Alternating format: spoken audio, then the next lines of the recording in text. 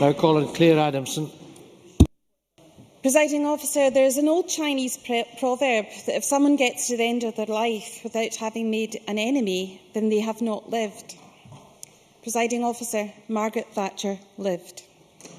That being said, I do associate myself with the condolences to her family and friends.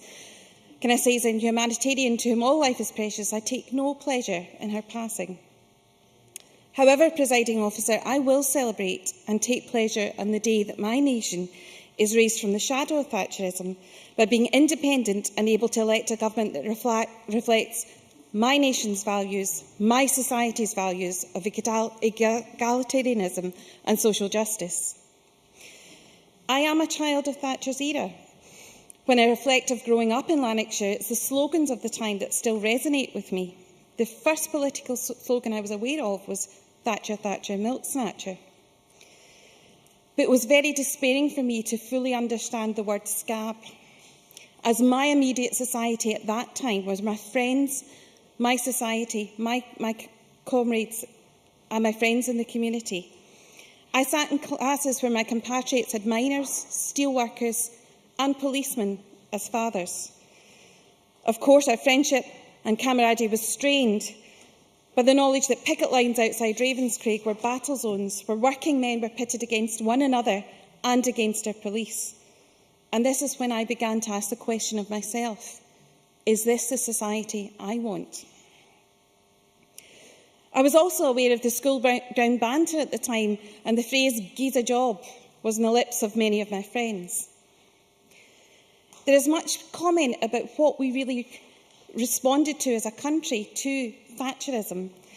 My own conviction is that our writers, our artists hold the social conscience of our nation, as Alison McInnes has already said, Bleasdale's Boys from the Black Stuff did. I vividly remember the harrowing portrayal of a man driven to the edge by poverty and unemployment in Bernard Hill's portrayal of Yosser Hughes. And then Brast Off represented the plight of former mining communities in a similar manner. Alison McInnes also made reference to Mrs Thatcher as being a scientist, and I note that New Scientist's editorial this month has a not too favourable view of what she had done for science. It says, Thatcher's hard-nosed policies and privatisation of manufacturing led to dramatic reduction in research activity in the UK.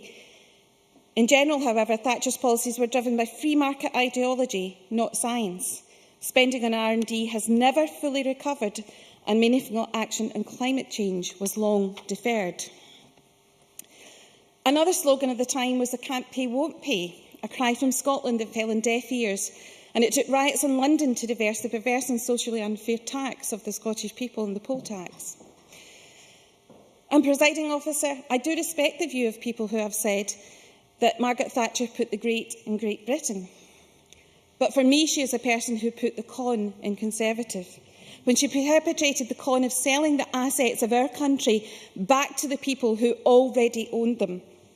The selling off of our utilities has brought us to crippling fuel poverty today, and if I'm going to ever quote the Daily Mail in this chamber, today's the day to do it. But Alex Brimmer in 2012 says he warned that with so much of our vital utility companies in foreign hands, we are now at the mercy of conglomerates that could bring Britain plc to a shuddering halt. And Utility Weekly also in the article, "Does it matter who owns the UK utilities?" No, thank you, I've not got time. Roger Bernard, a barrister who was head of regulatory law at EDF, says that we urgently need a robust process with more appropriate assessment criteria for ensuring that any government is able to safeguard their nation's energy security interests against potential for political intervention under a commercial guise.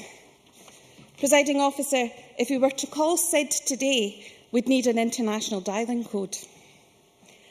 Much has been made of the right to buy as a success as well, again inviting ownership of what was ours, but shamefully, and what is unforgivable, breaking the social contract of social housing in doing so. By preventing the revenue from council house sales from being reinvested, it has led us to the housing crisis today, which the new Thatcherite solution is the pernicious bedroom tax. And despite the opportunity Labour had, it took an SNP Cabinet Secretary, Nicola Sturgeon, to reforge that social contract when she exempted the right to buy on new build housing. Thatcherism brought me to my belief that the only protection from Thatcherite right-wing ideology is an independent Scotland. I despair that Labour reversed none of the anti-trade union laws imposed by Thatcher in the 6 bills that were passed. And I also regret that they sold what remained of our assets in the gold reserves at rock-bottom prices at an estimated cost of £7 billion to the taxpayer.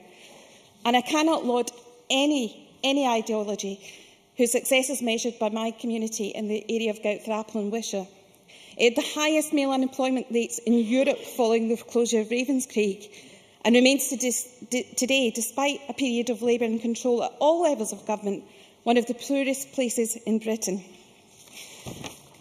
We have another choice in Scotland, a choice to reject right-wing governments, whether they be Tory, Labour or UKIP, for a choice of social justice, universal services.